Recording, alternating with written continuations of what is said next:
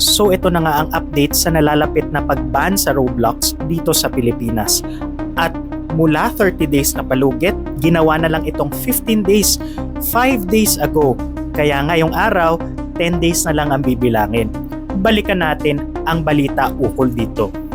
Follow for more money tips and stay smart and safe out there. Uy, alam nyo ba? Yung paboritong online game ng maraming kabataan ngayon, ang Roblox, ay under scrutiny na ng mga otoridad dahil napasok na raw ito ng mga kriminal. Maraming bata ang nahuhumaling dito dahil sa dami ng pwedeng laruin, mula adventure, survival, hanggang simulation games. Pero ayon sa mga eksperto, hindi lang saya ang dala nito. Sabi ng Cybercrime Investigation and Coordinating Center o CICC, may ilang laro sa platform na posibleng nanghihikayat ng karahasan o violence.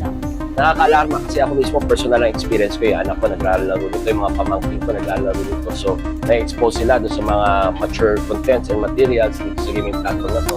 Napansin nga ni Josephine Caber na naging mainit din ang ulo ng 10 taong gulang niyang anak tuwing nabababad sa online platform.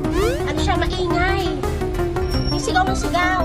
Kaya minsan sinasaway ko siya na, ano ba yung laro na yan? Ang ingay-ingay mo, gano'n. Parang lagi siyang galit. Tapos pag namamatay siya dun sa games, nagkagalit din siya, nag-iba yung mood niya. Pero ang mas kinababahala ng mga magulang, napapasok na rin umano ito ng mga kriminal. Imagine mo yan, sa isang game na akala mo ligtas, may mga ulat ng iligal na droga, bentahan ng armas, at mas malala, child exploitation at pornography. Subaybayan din natin na hindi lang ito papanganib sa mga kabataan dahil pinopromote niya violence, saka yung unruly behavior in children, but yung platform itself is being used by cybercriminals to transact. At hindi nga lang yan, iniimbestigahan ngayon ang insidente sa Laguna kung saan na-impluwensyahan umano ng platform ang 7 estudyante para maghasik ng karahasan sa isang paaralan. Kaya naman giit ng CICC, kulang pa ang safety features ng platform para sa mga batang gumagamit nito. Nagpadala na ng notice ang gobyerno sa Roblox at malinaw ang kanilang babala.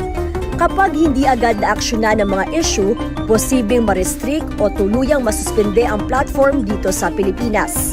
At kung hindi sila makikipag-usap sa atin, ang treatment namin dyan, they're aiding and abetting these cybercriminals who are using their platform.